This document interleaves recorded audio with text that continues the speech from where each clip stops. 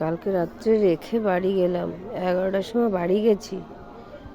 সকালবেলায় এসে দেখি এই যে চেপে মেরে ফেলেছে, গায়ের উপরে শুয়ে পড়েছে। এই যে দুটো বাচ্চা মরে গেছে, এই যে দুটো বাচ্চা মরে গেছে। মোট 8টা বাচ্চা হয়েছে, 3টে মরা, 5টা সুস্থ ছিল।